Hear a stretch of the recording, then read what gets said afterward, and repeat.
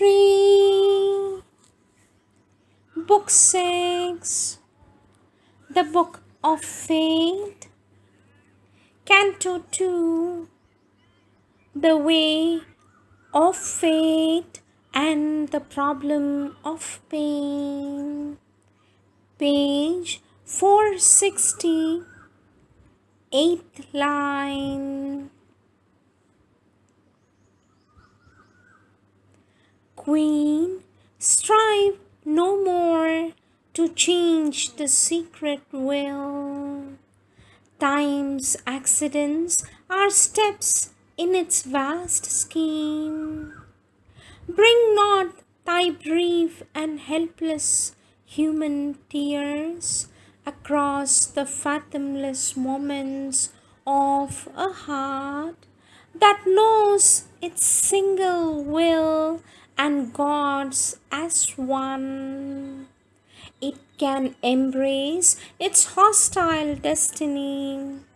It sits apart with grief and facing death, affronting adverse fate, armed and alone. In this enormous world, standing apart in the mightiness of her silent spirit's will, in the passion of her soul of sacrifice, her lonely strength, facing the universe, affronting fate, asks not man's help nor God's. Sometimes one life is charged with earth's destiny. It cries not for succor from the time-bound powers. Alone she is equal to her mighty task. Intervene not in a strife too great for thee, a struggle too deep for mortal thought to sound its question to this nature's rigid bounds, when the soul fronts nude of garbs the infinite, its too vast theme of a lonely mortal will, pacing the silence of eternity. As a star uncompanioned moves in heaven, unastonished by the immensities of space, traveling infinity by its own light, the great are strongest when they stand alone. A God-given might of being is their force, a ray from self's solitude of light, the guide. The soul that can live alone with itself meets God.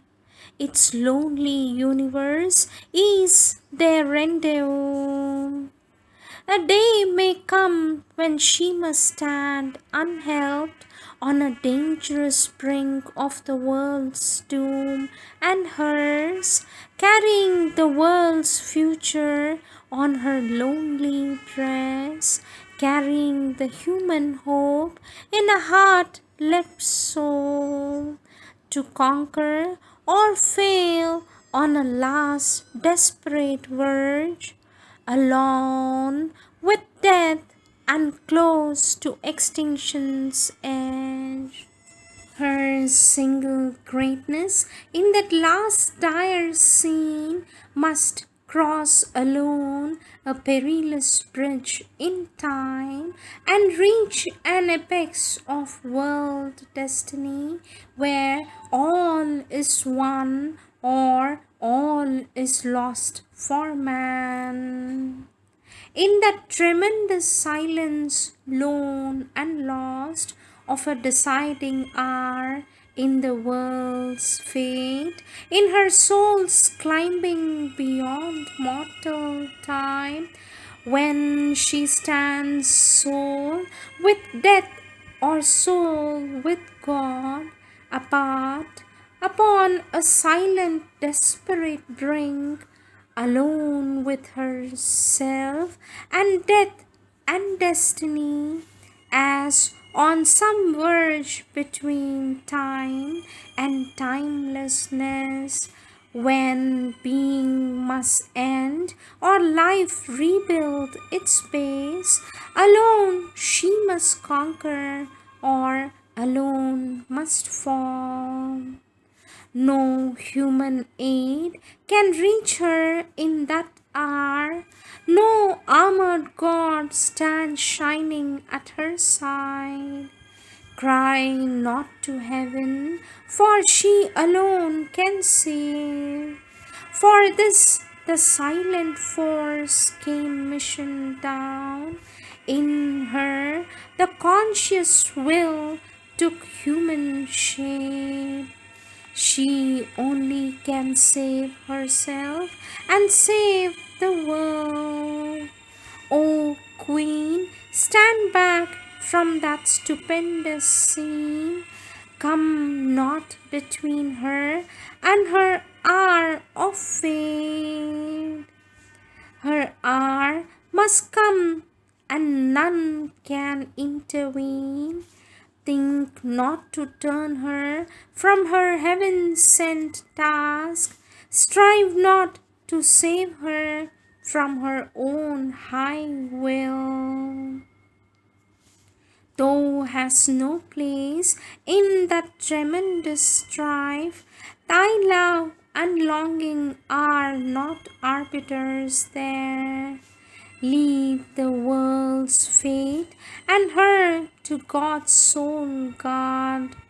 Even if he seems to leave her to her lone strength, even though all falters and falls and sees an end, and the heart fails, and only are death and night, God given her strength can battle against doom, even on a brink where death alone seems close, and no human strength can hinder or can help. Think not to intercede with the hidden will.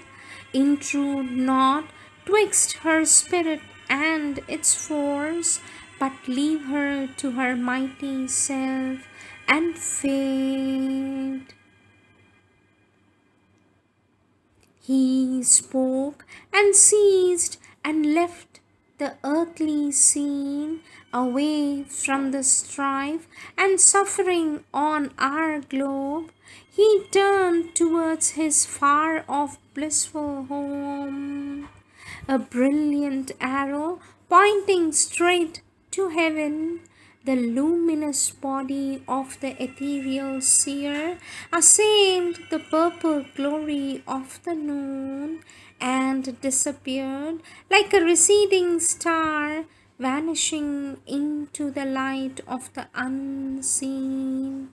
But still a cry was heard in the infinite, and still to the listening soul on mortal earth, a high and far imperishable voice chanted the anthem of eternal love.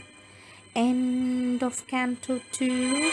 End of Book 6.